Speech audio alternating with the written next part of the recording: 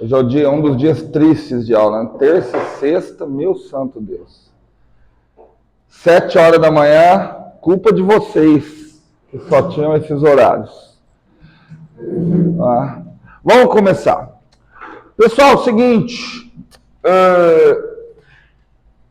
depois da aula de hoje, depois da aula da semana que vem, toda vez que eu falar em campo elétrico, eu quero que venha na cabeça de vocês o seguinte, olha, para eu conhecer completamente um campo, eu preciso conhecer duas coisas desse campo.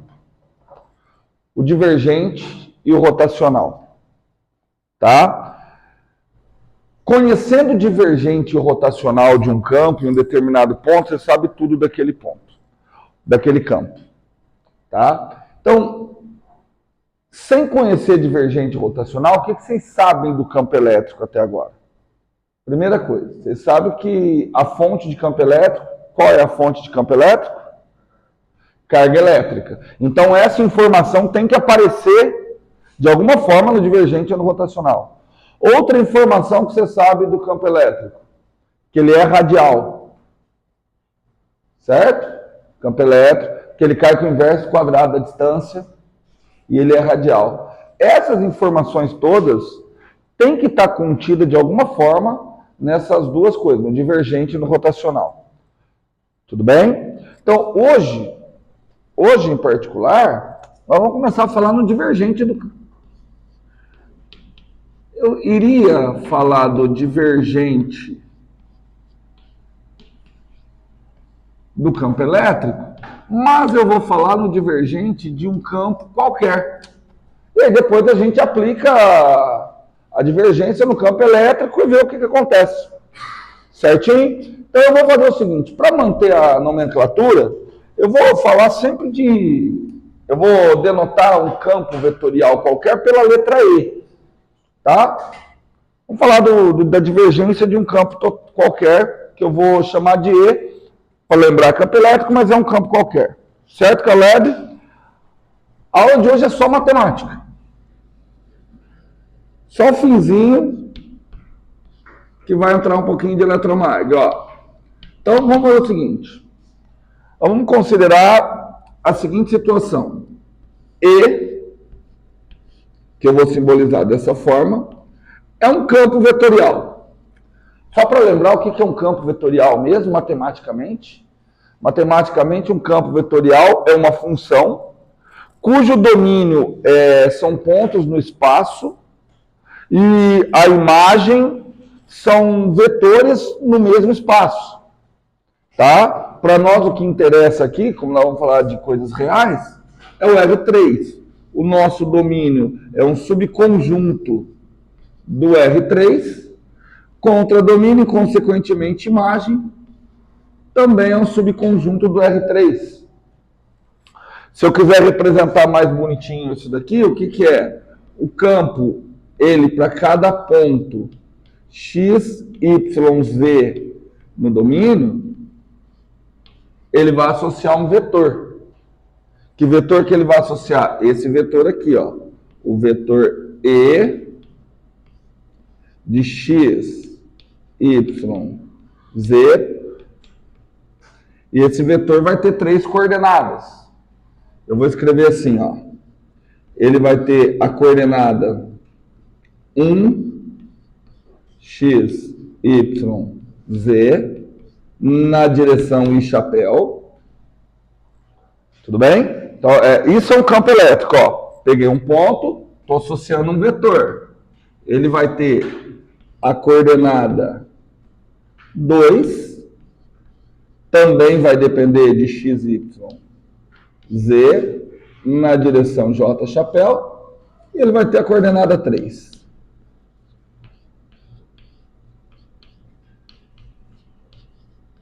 Na direção k chapéu. Certo? Isso é um campo vetorial. Em alguns lugares, se escreve EX, EY, EZ, só para você focalizar. Ok? Professor, vamos fazer um desenho aqui? Vamos aproveitar que a lousa não ficou das melhores divisões. Vamos ver assim, ó. fazer um desenho, fazer uma ilustração. Ó. Aqui estaria o eixo Z, eixo Y, X, Y, Z. De acordo? Vamos desenhar aqui o domínio.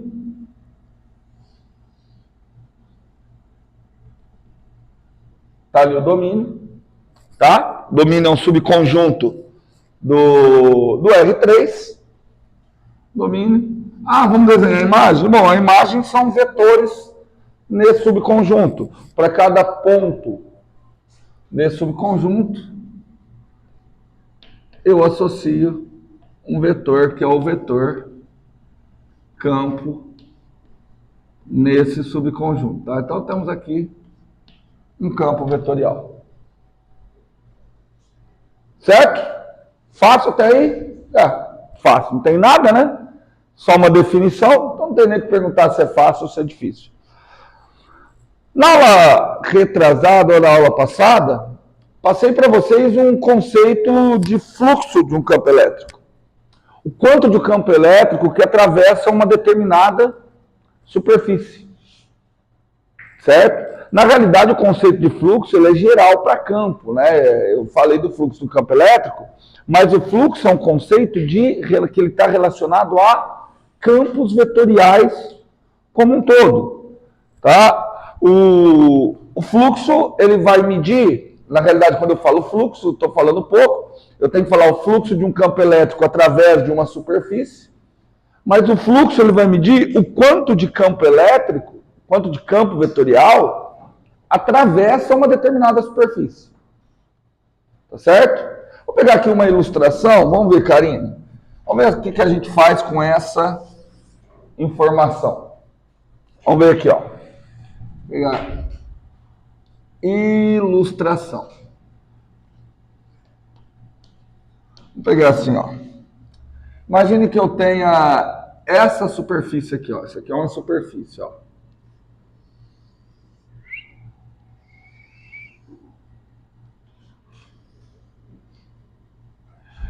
Tá certo? Tá todo mundo vendo que ali é uma superfície?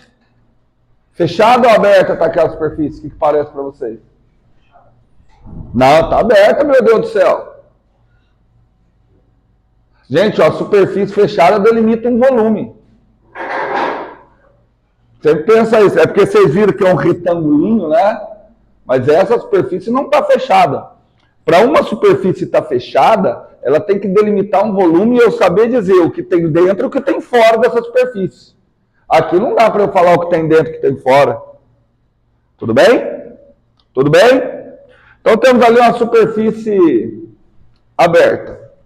Vamos supor que eu conheça, de alguma forma, o desenho não está sendo muito correto, mas eu quero pegar só a ideia para vocês, porque se eu vou desenhar o fluxo através de uma superfície, eu devo desenhar todas as linhas de campo em cima dessa superfície. Tá ok?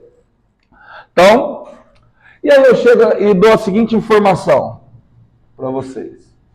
O fluxo de um campo qualquer através dessa superfície, vou chamar esse campo de E, né? Eu tinha combinado que o campo ia se chamar campo E.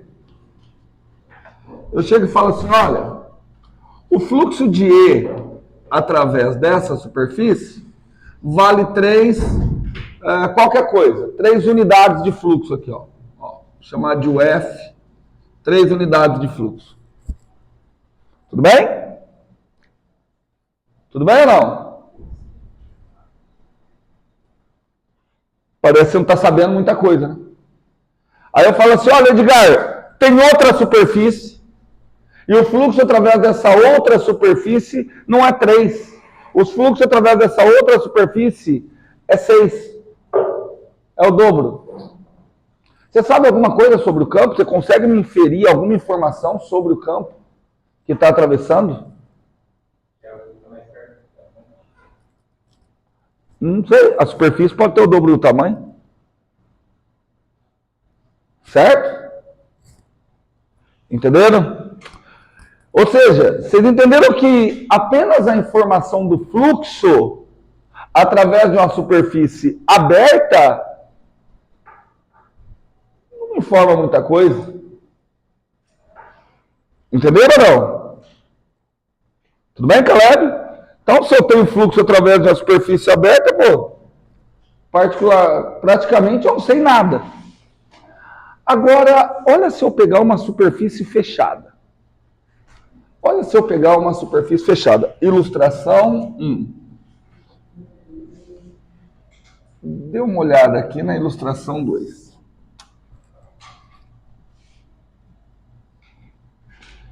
Ilustração 2. Vou pegar aqui uma superfície fechada. Aguenta aí que eu vou demorar um tempinho para eu desenhá-la. Vou pegar um cubo que eu acho que é mais fácil de desenhar cubo.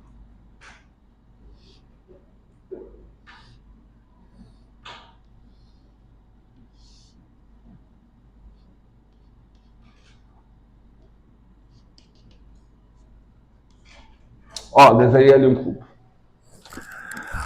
Agora, vem comigo e eu sei que através desse cubo tem um fluxo positivo. Ó, agora o cubo é uma superfície fechada. Se o fluxo é positivo, tem linha de campo saindo dentro do fluxo. Tudo bem? E o valor do fluxo é 3 também. O fluxo de campo não é necessariamente campo elétrico. O fluxo é um campo qualquer. 3, ó, estou colocando aqui unidades de fluxo. De acordo? Tudo bem? Você consegue tirar alguma conclusão daquele resultado? Pensa um pouquinho. Não pensa só no número 3. Eu tenho um cubinho e sei que existe um fluxo positivo passando pela superfície desse cubo. Que informação que você consegue me dar disso daqui? Vamos pensar. Concorda com o Gabriel? Seja qualquer que for esse campo, existe uma fonte dentro desse cubo. Tudo bem? Todo mundo de acordo? E se o fluxo for 6? Através da mesma superfície, se o fluxo for 6, qual a conclusão que você tira? Tem fonte. Só que tem mais fonte, não sei se é o dobro, tá? Mas tem mais fonte dentro desse cubo. Tudo bem? Pessoal, vocês entenderam? Aí agora é o seguinte, esse cubo está muito grande. Me deem uma dica de como é que eu faço. Tudo bem, ó, se tem fluxo através desse cubo, me dê uma dica, eu sei que a fonte está lá dentro. Eu quero localizar o local exato que está essa fonte. Me dá uma dica, como é que eu faria?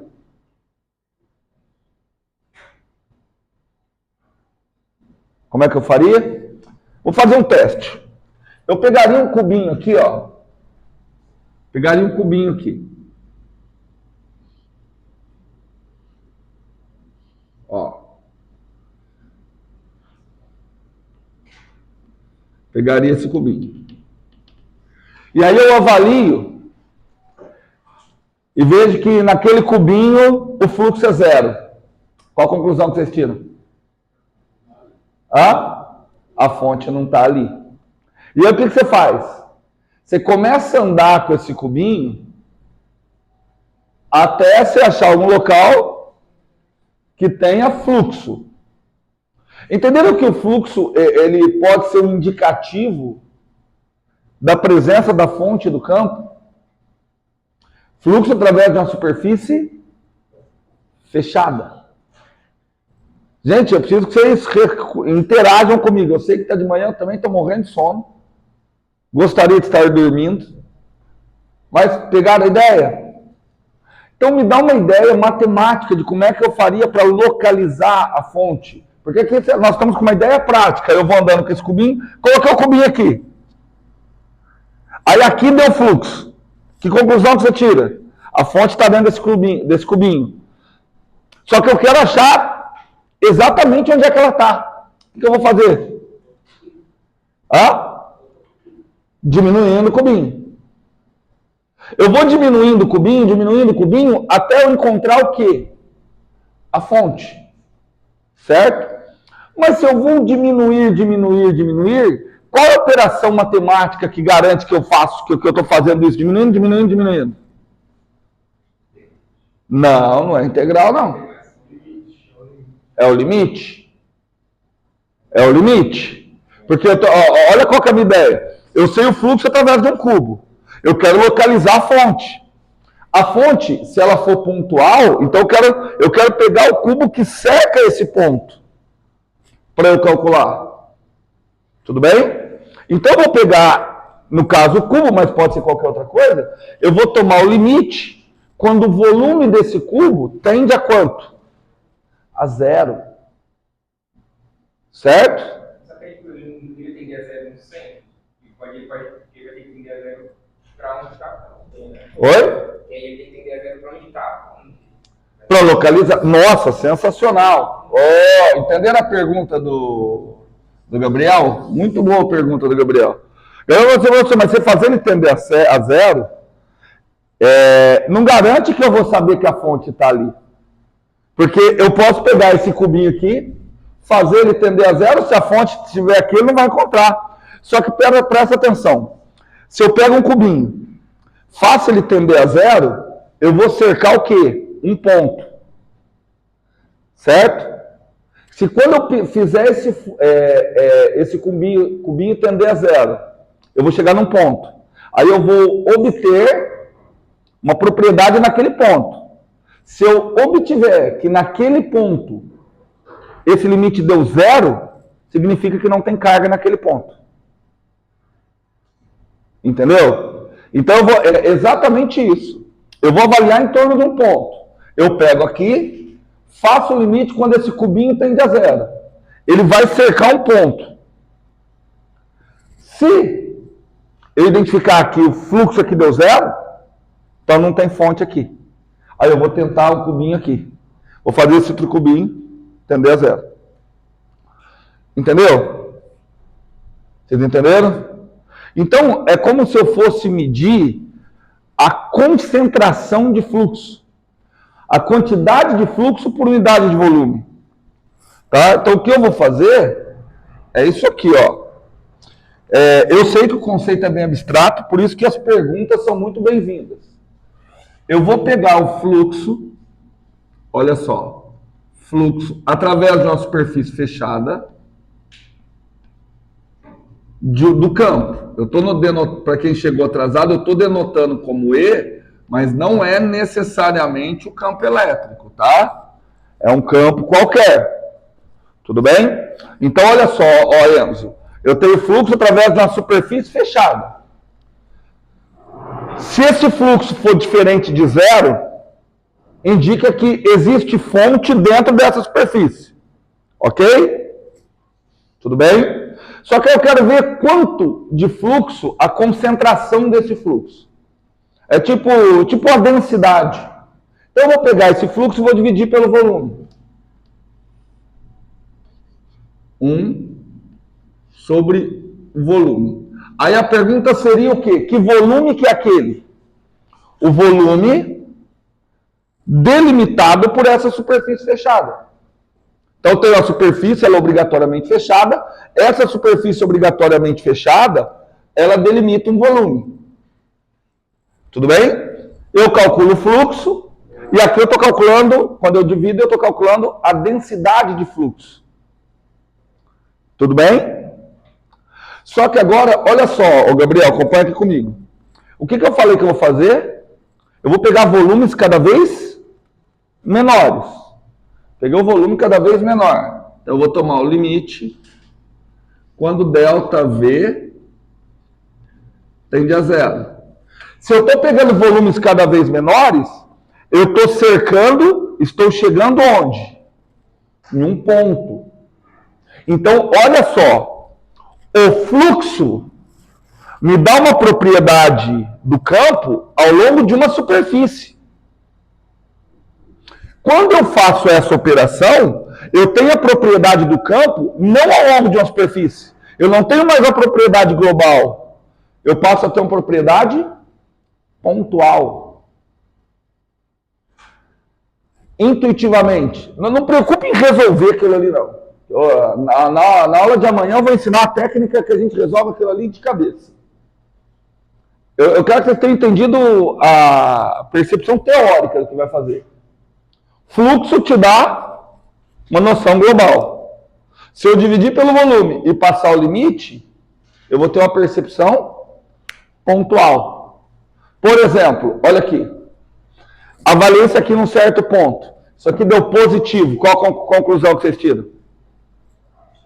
Que naquele ponto, o que tem? Carga. Que tipo de carga? Positiva. Entenderam? Calculei isso aqui. Calculei isso aqui. Eu vou cercar um ponto. Cheguei que isso daqui, naquele ponto, deu negativo. Conclusão. A carga negativa. Vou falar em termos de valores. Calculei, fiz isso daqui nesse ponto. O resultado disso aqui deu 5. Tá? Ó, se eu calculei nesse ponto, o que eu fiz? Eu coloquei um cubinho, coloquei cubinho, esfera, qualquer coisa aqui. Calculei o fluxo e fui diminuindo o volume. Cheguei e cerquei esse ponto e essa conta aqui deu 5 nesse ponto. E aí o Leonardo quer avaliar em outro ponto. Aí o Leonardo desenhou no outro ponto, encolheu e o resultado deu 10. Olha como que agora eu sei comparar os dois resultados. Os dois resultados deram positivos. Então o que significa? O que tem aqui? Carga positiva. O que tem aqui? Carga positiva. Mais ou menos que ali. Onde é que tem mais carga positiva? Lá.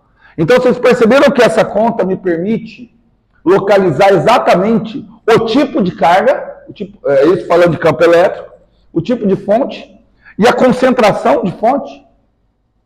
Tudo bem? Cara, isso é tão importante que eu vou dar um nome para isso aqui. Eu vou dar um nome. Bom, primeiro, isso daqui, ele avalia pontualmente. Seja qualquer o nome, qualquer que seja o nome que eu der, aquilo ali é ponto a ponto. Eu vou localizando ponto a ponto. Eu vou chamar aquilo ali de divergente. Certo? Então, isso daqui é o divergente do campo E. Ó, divergente do campo E no ponto XYZ. Então, a divergência de um campo, ela é avaliada ponto a ponto. E no primeiro momento eu posso imaginar que o divergente é o quê? Ele é um localizador de fonte de campo. Por quê? Se a divergência der zero, o que significa? A divergência em um determinado ponto deu zero. Não tem carga. Bom, estamos falando de campo elétrico, significa que não tem carga. Por exemplo, a divergência do campo gravitacional deu zero. Quem é a fonte de campo gravitacional? Massa. Se a divergência do campo gravitacional em um determinado ponto deu zero, quer dizer que naquele ponto não tem massa. Tudo bem? Então, o divergente ele é uma espécie de localizador das fontes do campo. Tudo bem? Já tinham visto divergente alguma vez na faculdade? Já tinha visto? Tinha visto com essa forma? Não, garanto que não. Tudo bem? Mas essa é a fórmula do divergente. Parece difícil de calcular, né? Tudo bem? Hã? Vocês só viam por derivadas, né? Certo? Mas do que, assim, crítica a vocês. Aí vocês calculavam aquela porcaria sem saber o que estava calculando? Qual a qualidade? Não, qual a validade? Não tem validade nenhuma. Não tem validade nenhuma. O bonito é se entender a matemática, o que está por trás.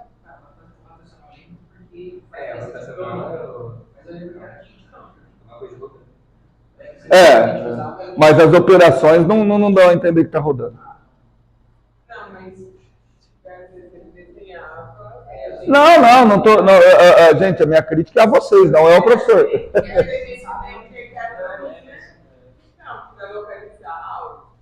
Ó. Ele explicou que olhava no lugar, você estava entrando ou saindo. Exato, não, mas aqui a gente não tá. Presta atenção, quando eu falo do divergente, eu não estou falando do campo. Eu estou falando do quê? Das fontes. Estou falando de fluxo. Falar no divergente é tentar localizar a fonte. Só que o rotacional também me permite localizar a fonte. Rotacional também me permite, mas eu vou falar do rotacional só mais para frente. Assim, é uma matemática tão bonita que você tem que olhar e você tem que admirar. E aí aqui uma coisa, o divergente, ele também é uma função. Só que ele é uma função que para cada ponto do espaço, presta atenção, cada ponto do espaço, ele associa o quê? Um valor numérico. Porque ó, aqui tem um produto escalar. Produto escalar, resultado é número. Certo? Então o divergente também é uma função. É uma função que a cada ponto do espaço vai associar um número. Tá? Vou até escrever isso. Ó. Note que o divergente de um campo E, ele é uma função. Ele é uma função. Se ele é uma função, onde é que está o domínio? O domínio tem que ser o mesmo domínio do campo E. Porque o divergente está me falando alguma coisa sobre as fontes de E. Então, o domínio desse campo é o mesmo domínio de E. Ou seja, é um subconjunto do R3. Só que diferente do campo, para cada ponto no espaço, ele associa um valor numérico. Associa um número real. É o que está escrito ali.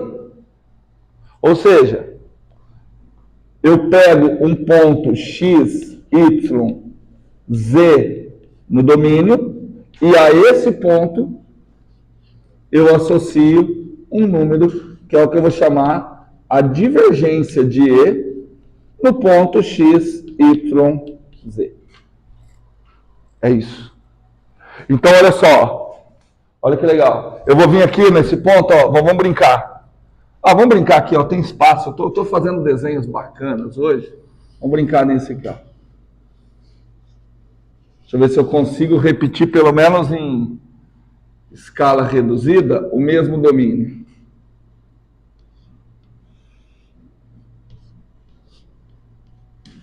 O pessoal da física falava que o domínio dos meus campos era batata Ruffles. Olha lá.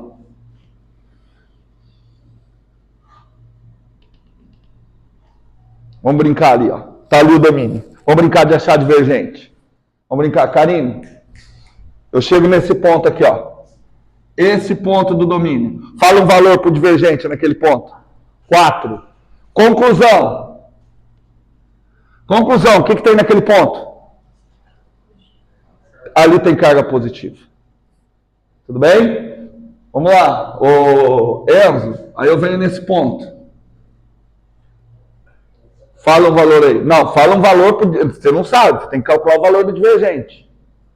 Fala um valor para o divergente naquele ponto. 7. Conclusão. Tem carga positiva ali. Só que mais carga ali do que tinha lá no outro. Opa! Acho que não, né? Se o campo aqui for zero. Mas muito boa pergunta. Se o divergente ali for zero, o que significa naquele ponto? Não tem carga. Como carga não pode ocupar o mesmo lugar no espaço, se o divergente for nulo, significa que naquele ponto não tem carga. É sério, tipo, qualquer unidade isso daí, né? Oi, tem. Não, aqui eu estou falando do divergente de um campo qualquer. Aí, como exemplo, eu estou usando o campo elétrico. Porque para ser certo um ponto, não era para ser sempre uma carga. mas é um ponto. Ah, não. Tá dividindo por V, né? Então, tem a ver com densidade. Tá certo? Por enquanto, eu estou pegando só a noção intuitiva.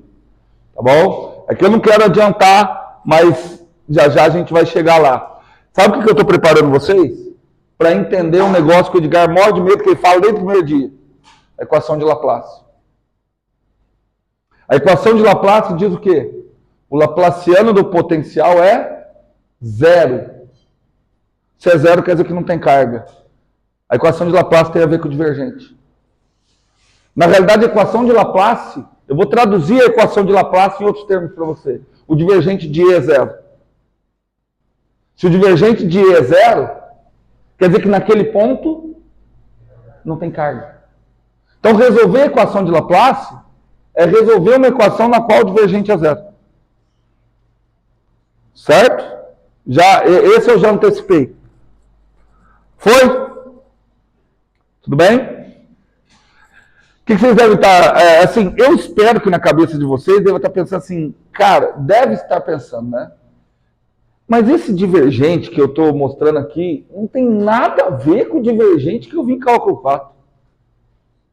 Você não consegue bater o olho aqui nesse divergente e ver aquele divergente que apareceu, pelo menos o cálculo que apareceu lá no cálculo 4. Na realidade, o que interessa para mim não é que vocês saibam calcular o divergente. O que interessa para mim é o que vem agora. Eu vou levar um tempinho e aí eu encerro a aula de hoje. Mas eu quero que vocês entendam. Eu vou tentar passar uma interpretação geométrica aqui para vocês. É uma coisa linda, é uma coisa maravilhosa que eu vou mostrar agora. Linda, linda, linda. Tão linda que eu vou dar um nome. Vou dar um nome aqui, ó. Teorema da divergência. Certo? Teorema da divergência ou teorema de Gauss? Ou teorema de Gauss da divergência? Teorema da divergência de Gauss. Tá bom? Vou chamar de teorema da divergência e a partir de agora nós vamos utilizar isso daqui, olha, mas muito. Por isso, entendam. Tá? Por favor, entendam. Vamos lá. Teorema da divergência. Eu vou ter que começar com uma ilustração. Então, para começar com a ilustração, eu vou precisar de uma superfície fechada. Então, tenho aqui uma superfície fechada. Para mostrar que ela é tridimensional, tudo bem? Está dando uma impressão dela ser tridimensional? Tá? Deixa eu só forçar um pouquinho mais, que pelo que eu vi ali no vídeo ficou ruim.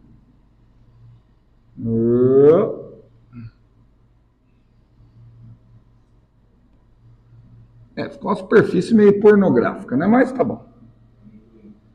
Não dá nada, não. Temos aqui uma superfície tridimensional. Ô, Daniel, você quer fonte lá dentro ou não? A gente quer que tenha fonte lá dentro para ter graça, né?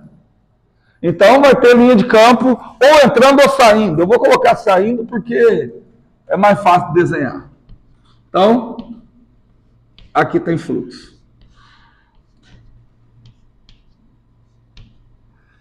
Só que aí, meus amiguinhos, eu quero fazer o seguinte. Eu quero ver se vocês concordam comigo. Vou dar o nome dessa superfície S. Esse campo não é necessariamente campo elétrico.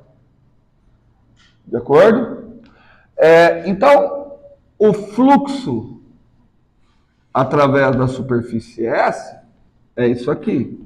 E escalar N ds. Até aí todo mundo de acordo. Vocês concordam comigo que se eu dividir essa superfície em duas, vou dividir ela em duas. Ó, peguei aqui, ó. Vou dividir ela em duas. Vamos ver se eu consigo fazer um desenho bonitão. Ó, peguei esse trecho. Para mostrar que eu peguei esse trecho, eu vou fazer isso aqui, ó. Deixar ele em rosa. Peguei esse trecho. Ó. Desenhei a parte de baixo. Deixa eu ver, eu fiz assim. Tem essa superfície. Só que essa superfície agora não é uma superfície fechada. Eu posso até fechar ela. Mas do jeito que está aqui, ela está aberta. Tudo bem? E aí eu tenho que pegar a parte de cima, né?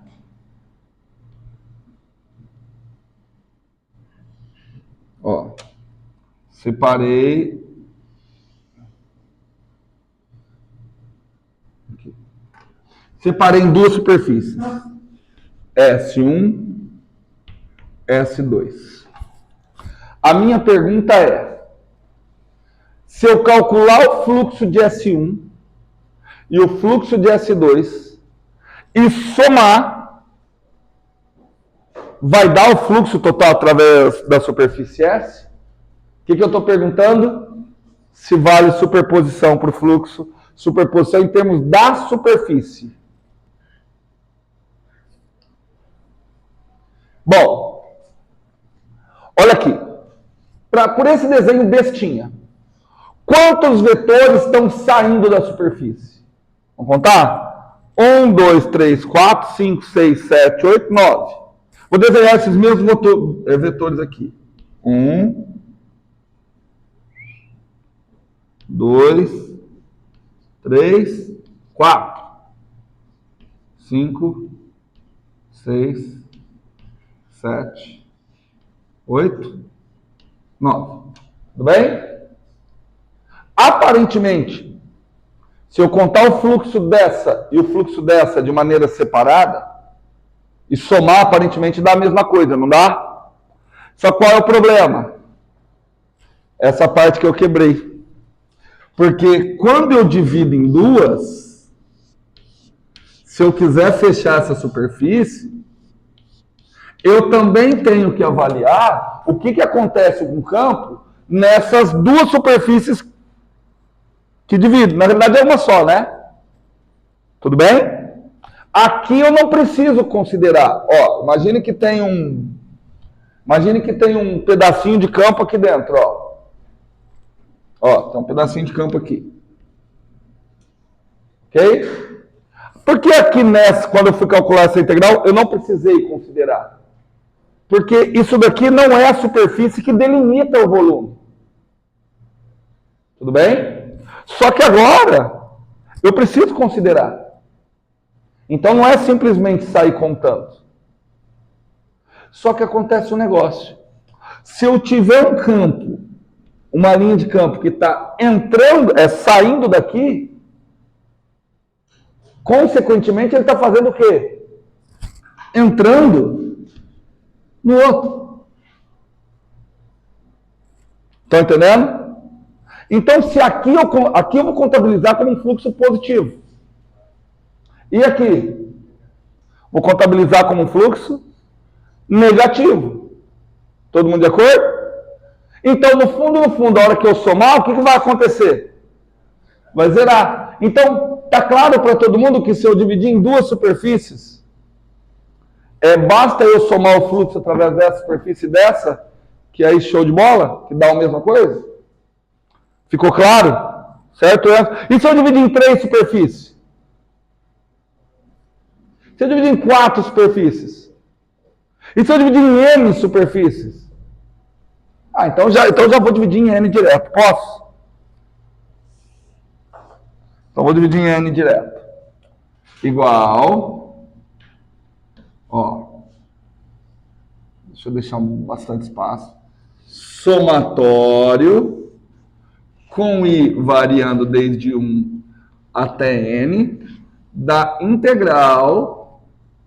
Através da superfície com índice I. Né? Pode ser a superfície 1, superfície 2, superfície 3. Até a enésima superfície. De E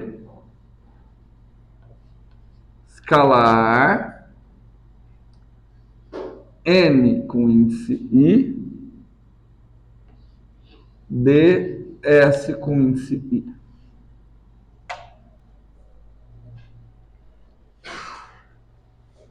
Uau! Tamo junto até aí? Tamo junto?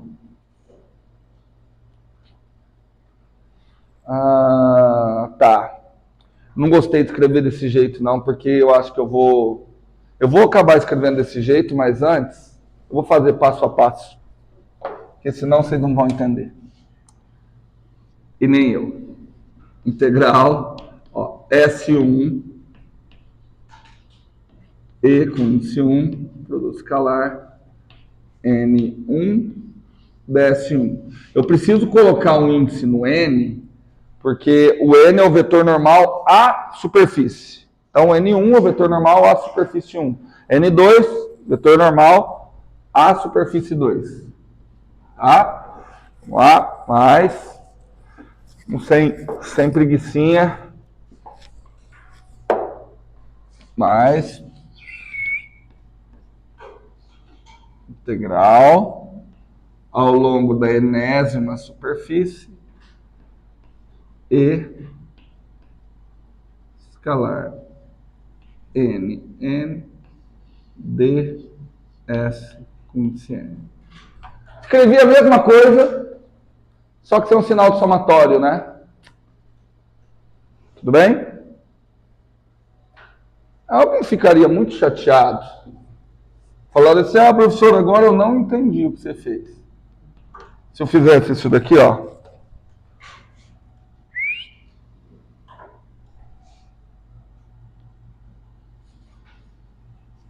Se eu fizesse isso daqui, mudei alguma coisa? Mudei alguma coisa, gente? Fácil, né? Então aí você, como você está acostumado a simplesmente imitar o professor, sem pensar no porquê que o professor faz alguma coisa, você vai e coloca ela no outro. Tudo bem? Alguém ficaria muito chateado se eu multiplicar aqui por 3 e dividir por 3? Muda alguma coisa? Todo mundo concorda que não muda nada? Se eu multiplicar por 3 e dividir por 3, dá a mesma coisa? Então eu vou fazer o seguinte. Eu vou multiplicar aqui, vermelhinho, eu vou multiplicar aqui pelo volume 1. Quem é o volume 1? É o volume delimitado pela superfície S1. Mas para manter inalterado, se eu multipliquei pelo volume 1, o que eu tenho que fazer? Divido pelo volume 1. Vou fazer isso em todos. De acordo? Então aqui eu vou dividir pelo enésimo volume. Vou multiplicar pelo enésimo volume. N. Tudo bem? Ó, tá mais comprido que esperança de pobre, né? Tô fazendo grandão para ficar fácil, que eu tava olhando na algumas aulas, eu escrevo pequenininho para quem está tentando acompanhar. Foi? Então, meus mocinhos e mocinhas, o que acarreta? Então, vamos lá. O fluxo através de uma superfície fechada de E escalar N ds é igual, agora eu vou mandar o somatório. Porque olha só, porque eu já tenho um índice aqui, tá vendo? Todos eles têm um índice. Hã? Não, no E pode colocar, mas não precisa porque o E eu já sei que ele é variável. Mas pode colocar também, tá bom? Certo?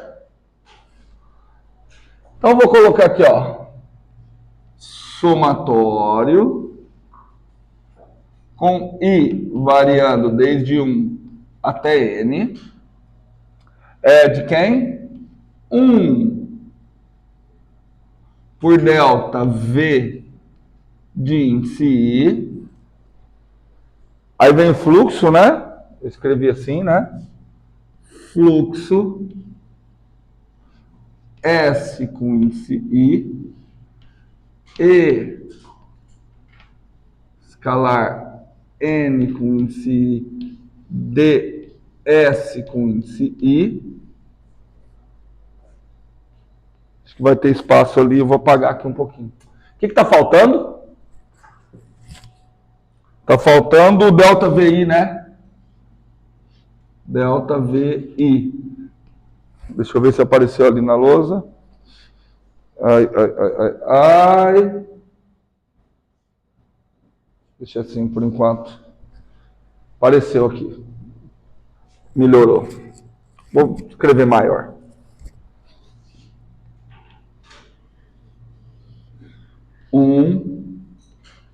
Delta V com índice I, fluxo através da iésima superfície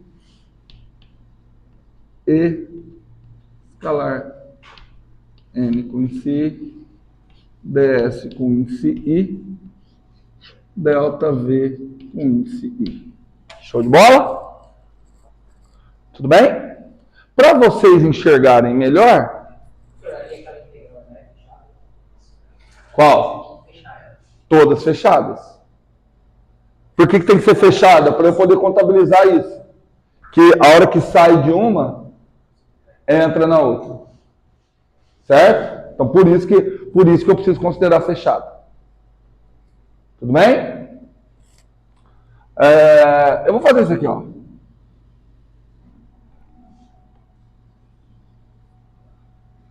Tá? Tanto faz, só tem conta de vezes mesmo. Olha bem para o resultado que está ali na lousa. Em quantos pedacinhos que eu dividi o meu volume inicial? N. Eu dividi em N. O que acontece se eu aumentar? Se eu aumentar o número N? O que acontece com essa integral aqui, ó? Se eu aumentar o número de pedacinhos que eu estou dividindo? Pensa comigo. O que acontece com o fluxo? Se eu aumentar o número de N? Vocês só estão copiando, não estão pensando. Vamos. Vocês não conseguem responder isso sem entender nada. Então, mais fácil você achar a carta. Não, tudo bem, não, mas em termos de valores numéricos. Aqui, o que aconteceu com o fluxo através da superfície? Se eu dividir em duas e somar, o fluxo deu o mesmo. E se eu dividir em 3 e somar, o que acontece com o fluxo? Se eu dividir em 4 e somar? Se eu dividir em 1 milhão e somar? Dá o mesmo. Então, se eu dividir isso daqui, se eu aumentar o número N, o que acontece desse lado? Nada. Continua com o mesmo valor. De acordo? Só que se eu aumentar indefinidamente o número N, acompanhe comigo. Se eu aumentar indefinidamente o número N, o que acontece com cada delta VI? Fica menor. Fica menor. Ou seja, à medida que o N aumenta, o delta VI vai para 0. Se o delta VI vai para 0, isso daqui vira o quê? O que é 1 sobre delta V vezes o fluxo quando o delta V fica pequeno? É o divergente. É o que eu acabei de falar para vocês, nós não definimos o divergente dessa forma. O divergente não era a concentração do fluxo. À medida que o ΔV fica pequenininho, você está cercando a fonte. Então, olha só, se eu aumento muito o M, cada pedacinho aqui, cada termo aqui, vai convergir para quem? Para o divergente. Todo mundo entendeu? Todo mundo entendeu? Mas peraí, olha aqui, para de copiar, vocês se preocupam muito em copiar, depois que está gravado, olha aqui para mim. O que vai ter então? Limite quando N tende a infinito, do divergente ΔV.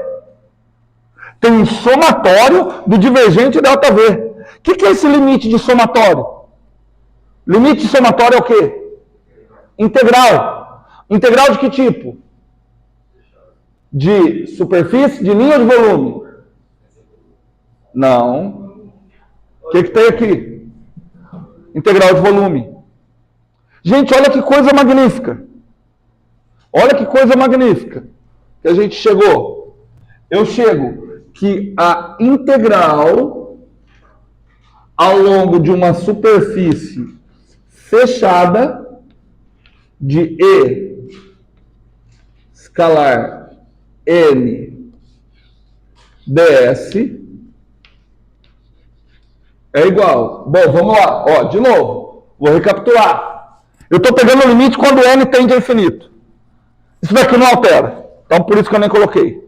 Peguei o limite quando N tende a infinito. Isso daqui vai convergir para quem? Para o divergente. Só que vai ficar o limite de um somatório ΔV. O que é isso?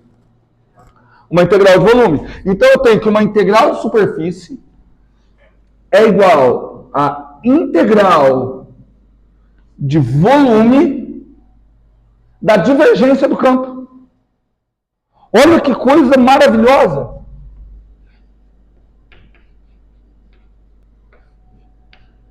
Vou escrever assim só, tá? Div de E, dV. Gente, vocês têm que olhar isso aqui, vocês têm que admirar esse resultado. Olha que coisa linda. Estou transformando uma integral de superfície em uma integral de volume. Certo? Certo, Gabriel?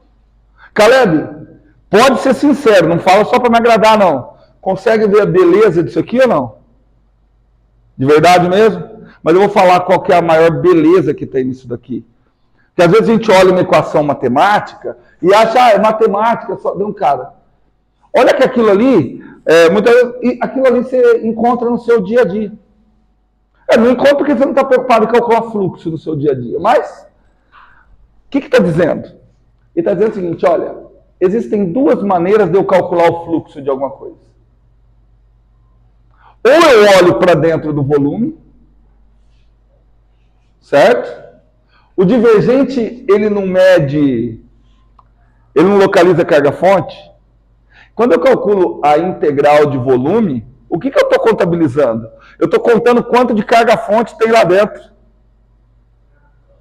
Certo? Então, ou eu vou e olho o tanto de fonte que tem lá dentro do volume, conto uma por uma, ou eu não olho para o volume, eu olho só para a superfície. Vamos fazer o seguinte, vamos imaginar, vocês chegam atrasados toda a aula, vamos calcular o fluxo de alunos que chegam aqui. Imagine que eu estou aqui querendo calcular o fluxo de aluno que entra na sala. Presta atenção que tem duas maneiras de eu calcular. Eu começo a contar quantos alunos tem a cada 1 minuto. Estou calculando o fluxo olhando para dentro do volume. E eu estou contabilizando a fonte. Quem são as fontes? Os alunos. Aí eu conto agora, Laura, eu conto agora tem 3 alunos. Daqui a 1 minuto tem 5 alunos. Daqui a 2 minutos tem 7 alunos. Daqui a 3 minutos tem 9 alunos. Quanto que está o fluxo? 2 alunos por minuto. 2 alunos por minuto. De que maneira que eu contabilizei? Contando uma por uma das fontes aqui dentro. Teria outra forma de eu contabilizar esse fluxo? Tem. Ao invés de eu olhar para dentro, eu olho para a superfície. Por onde que os alunos podem entrar? Pela porta. Então eu posso só ficar e olhando quantos alunos passam pela porta a cada 1 minuto. Se algum aluno entrasse pela janela, eu teria que olhar a porta e a janela também. Ou seja, eu teria que olhar a superfície que delimita o volume. Então essa equação aqui está mostrando para nós o seguinte, olha, tem 2 maneiras de você contabilizar fluxo. 2 maneiras. Ou você conta interiormente ao volume, e aí você é obrigado a contabilizar uma por uma das cargas fontes, uma por uma das fontes, ou você olha para a superfície e vê o quanto de coisa que sai da superfície. Vai falar que isso aqui não é uma coisa magnífica, maravilhosa, linda, sensacional. Quando eu chegar no teorema de Stokes, que é o do rotacional, vocês vão ver outra coisa maravilhosa também. Que é assim, que aí eu vou pegar uma integral de linha e transformar numa integral de superfície. Porque uma linha delimita uma superfície. E aí vocês vão entender por que o capacitor funciona, que tem aquela corrente de deslocamento. É uma coisa linda, é uma coisa maravilhosa. Foi? Foi ou não? Karine, viu a beleza? Não sei como é que vocês viveram até hoje sem isso. Você sabe que vocês já viram uma coisa desse tipo, né? Gente, assim, eu estou insistindo, porque isso daqui é um resultado fortíssimo. Ele está falando assim, ó, para saber o que acontece dentro de um volume, eu não preciso entrar dentro desse volume. Basta eu olhar o que acontece na superfície. Vocês já viram resultado desse tipo? Vocês já viram? Quando vocês calculam uma integral simples, quando vocês calculavam uma integral simples, de A até B, o que você calculava? Qual a interpretação geométrica de uma integral? A área. Integral é a área, né? Então, você escreveu assim, ó, a área, integral de A até B, de f de x dx, presta atenção que a estrutura matemática é a mesma que está ali. O que você precisava achar? Você precisava achar uma antiderivada. Certo? E aí fazia essa antiderivada. Eu vou fazer diferente. Vou fazer assim, ó, a integral da derivada. Porque aí a antiderivada é a própria função. Fica melhor, né? Então ficaria f de b menos f de a. Presta atenção, vocês não percebem, mas a estrutura é literalmente a mesma. Tá? Olha o que está dizendo. Se eu quiser saber a área disso aqui tudo, eu não preciso olhar aqui para dentro. Basta eu olhar para as bordas. Porque eu só preciso saber o que acontece no ponto B e no ponto A. Independe do que acontece aqui no meio. Eu sabendo o que acontece nas bordas, nos limitantes dessa área, eu sei tudo que está lá dentro. Vocês estão olhando, vocês nunca perceberam isso também. E olha que a estrutura é a mesma. Ó, a integral de uma derivada dentro de um espaço depende apenas da antiderivada nos limitantes do espaço. Vocês já sabem que o divergente é uma derivada. A integral de uma derivada dentro de um volume, dentro de um espaço, depende apenas do que acontece nos limitantes desse espaço. É a mesma equação. É a mesma equação. Eu consigo generalizar. Se eu criar integrais, por exemplo, em espaço de dimensão R5, eu consigo um teorema parecido com esse. Que aí eu calculo a integral no R5, depende apenas do que ocorre no R4. Eu caio uma dimensão. Certo? Tudo bem? O teorema de Stokes vai ter a mesma cara. E nós vamos usar demais isso daqui. Entendido? Tudo bem? Vocês acreditam que eu esqueci? Se vocês olharem lá no programa que eu mandei para vocês, eu esqueci de colocar que a gente teria que estudar o divergente. Qual a preocupação, Laura? Fala. Não, tem uma preocupação. Vocês não têm uma preocupação, então você está mais dormindo que o Eugênio. O Eugênio já pescou 3 lambari aqui agora, durante a aula. A preocupação é assim. Eu leio o pensamento de vocês. A preocupação de vocês é assim. Como é que ele vai cobrar isso na prova?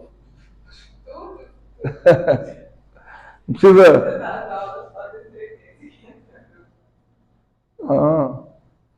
então eu já vou te deixar tranquila, tá? Eu não vou cobrar isso daqui, porque isso aqui vocês já fizeram em cálculo 4. Não adiantou nada. Mas eu vou cobrar a interpretação. Alguém já começou a fazer a atividade semanal da lei de Gauss?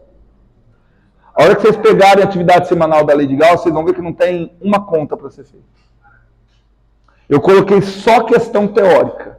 Só questão teórica. Você já vê? E por que não perguntei se falou que ninguém? Por que não falou nada? E acertou todas, carinho? Errou todas? De quantas? 20? 16? Mas o principal, dá para aprender mais, não dá? Dá para você ter mais ideia da lei de Gauss. Eu particularmente, acho mais... e outra coisa, eu montei também pensando no pessoal de Física 3, tá? Que eu acho que ajuda bastante lá em Física 3, né? Porque assim, vamos pensar, Karine, você não vai passar aqui. Pelo menos eu ajudo você a passar em Física 3. Certo? Certo, Edgar? Edgar está na mesma pescaria que o Eugênio. Oi? Não, peraí. Lazareto é vocês, que só tinham esse horário. Não, o Lazareto colocou até as 10h30. Por quê? Hoje você sai até as 10h30? Ontem também. Das 7 às 10h30? Nossa, é da noite. É da noite. Hoje você sai até 10h30 da noite? Não, cara, 6 aulas seguidas. Meu Deus do céu. A gente passa então por todos aqueles zeros lá que a gente falou antes. Assim, Peraí, não entendi. a gente passa por todos os volumes que vai dar zero. A gente passa. Exato, quando você está somando, né? Você passa. Independente. Por isso que eu vou ter que ensinar a delta de Dirac. Certo? Mas vai demorar para chegar na delta de Dirac. Vou encerrar a aula de hoje. Vamos começar, vai.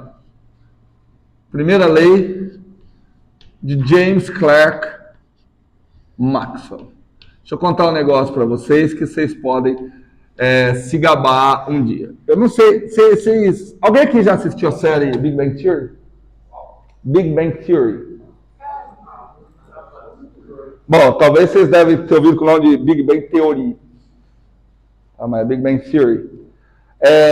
Vocês que já assistiram aquela série assim, temporada 1, 2 e 3 são as que eu mais gosto, porque tem muita, mas muita sacada de física e de matemática de alto nível.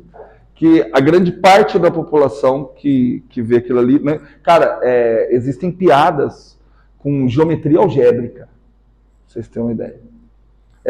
História da física aparece assim de maneira muito sutil, mas de maneira muito inteligente. Ele fala do gato de Schrödinger. Tem uma cena que a Penny fala para o Sheldon assim: eu soube que você e o Leonard tiveram uma pequena discussão. Aí ele vira e fala assim: pequena discussão? O Papa e Galileu tiveram uma pequena discussão. Então, ele está remetendo à história da física. Ele fala de princípios filosóficos, epistemológicos da ciência, como a navalha de Ockham.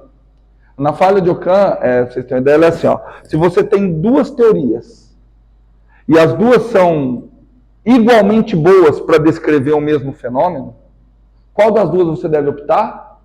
Pela mais simples. Certo? Esse é o princípio epistemológico, conhecido como navalha de Ockham. Tem um episódio que o Leonard encontra uma carta jogada no lixo e ele pergunta: por que essa carta está no lixo? Aí o Sheldon fala assim: pode ser que ela estava no chão e o lixo se formou em volta dela através de reações químicas. Porém, pelo princípio epistemológico de Ockham, é mais provável que eu tenha jogado aí. Então, se eles têm uma... E uma característica que tem lá, e ela é verdadeira, e envolve vocês, é o desprezo que os físicos têm pelo engenheiro. Se vocês assistirem lá, vocês vão ver que lá tem um que é engenheiro, que é o Howard. Os comentários dele são ignorados. Físico considera que a engenharia é uma classe abaixo. É a escória da ciência. Tem um episódio que ele cita isso mesmo. Tanto que ele vai trabalhar, tem um episódio que é legal que eles vão trabalhar para a NASA, e aí chega um coronel, aí o coronel começa a discutir, ele pergunta assim, ó, você é físico? Não, melhor, eu sou engenheiro. Os caras quase morrem. Como assim melhor? Mas então, eu contei toda essa história para falar para vocês o seguinte: Maxwell era um físico. Vocês já ouviram falar nas 4 equações de Maxwell? Só que não eram 4, eram 22. Certo? Você imagina? A Laura já está pensando, nossa, na prova ia ser muito mais difícil. 22 equações. Um engenheiro eletricista, Oliver Rivesay. Já ouviram falar? Já viram o nome? Tem algumas funções de Rivesay aí no... Acho que teoria de controle mesmo. Tem alguns sinais. O Oliver Rivesay, o que ele fez? Ele reinterpretou o cálculo vetorial e fez com que as 20, não sei se é 22, mas as mais de 20 equações de Maxwell, ele que trouxe ela para 4, utilizando de álgebra vetorial. Tem um outro cara, agora eu não sei a formação dele, se ele é físico, ou se ele é matemático ou engenheiro, ele chama Clifford. Ele inventou uma outra álgebra ainda, que é chamada de álgebra de Clifford, que você pega as 4 equações de Maxwell, transforma em uma só. Tá? Só que esse não é muito famoso, mas toda essa história eu contei para a gente chegar na primeira equação de Maxwell. Tá ok?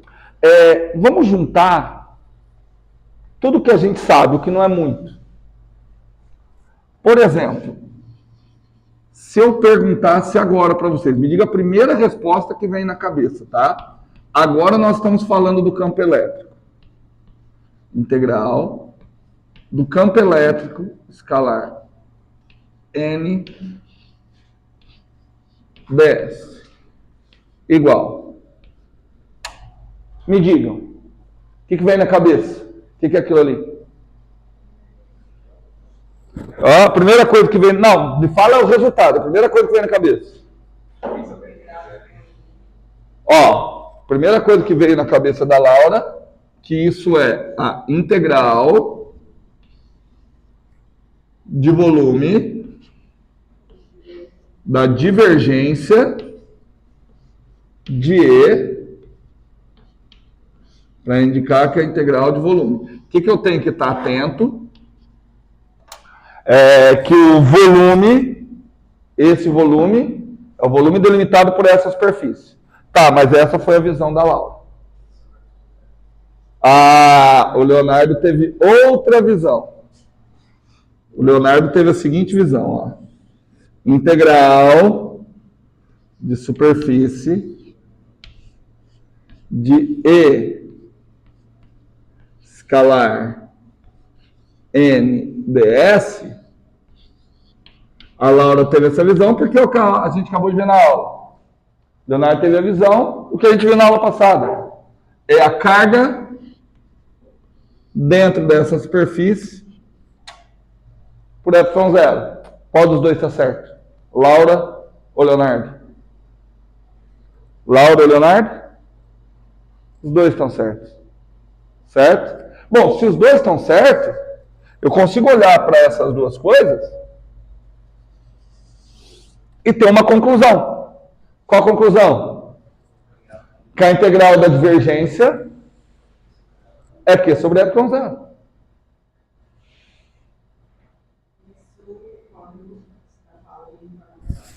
Campo elétrico. Isso, ótimo. Estou falando do campo elétrico.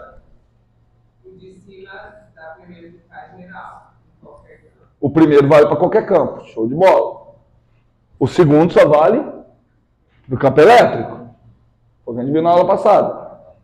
Tudo bem? Então, pro campo elétrico, deixar destacado isso, o que vale?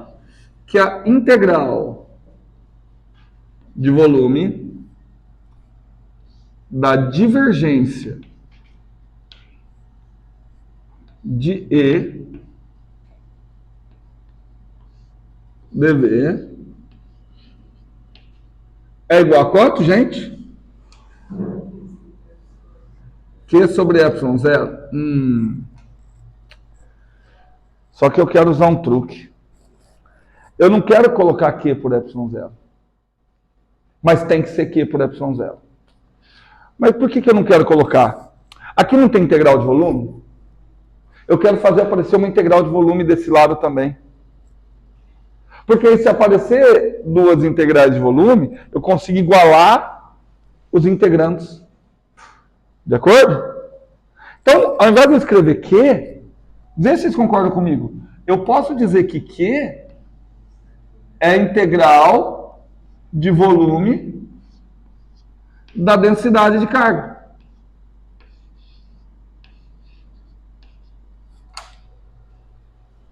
O que é densidade? Não é carga por volume? Então, se eu integrar a densidade, eu tenho a carga. Tudo bem? Opa! Integral de volume da divergência é integral ao longo do mesmo volume da densidade por ε0. Conclusão matemática óbvia. Qual que é a conclusão matemática óbvia? Que o divergente... Eu não falei que o divergente tinha a ver com densidade? Não falei que o divergente localizava a fonte? Certo? Então, divergência de E no ponto x, y, z é igual, esse R é x, y, z, tá? Densidade no ponto x, y, z por ε0. Pronto. Fizemos a primeira das equações de Maxwell. Já foi 25% do curso. Se são 4 equações, né? Olha que coisa sensacional. Olha que coisa sensacional. Eu comecei a aula falando que o divergente era um localizador de fonte de campo, né? Olha só, gente. Conclusão. Se o divergente der zero, qual que é a conclusão se o divergente der zero? Olhando para a equação agora. Que a densidade de carga naquele ponto é zero. Quer dizer que não tem carga naquele ponto. Quanto maior for o divergente, maior é a concentração de carga naquele ponto. É bonito ou não é bonito? Chique ou não? Por exemplo, quer ver palpite para mim? Palpite, não precisa acertar não. Quanto é que seria o divergente? Se eu aplicasse a mesma história para o divergente do campo gravitacional? O que deveria aparecer aqui? Densidade de massa.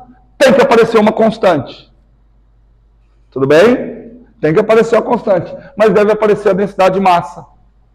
Opa! Compara comigo. E o divergente do campo magnético? Opa, tinha que aparecer densidade de corrente, só que existe uma pequena diferença. Eu consigo isolar uma fonte de campo magnético? Porque a fonte de carga elétrica tem dois tipos, né? Positivo e negativo.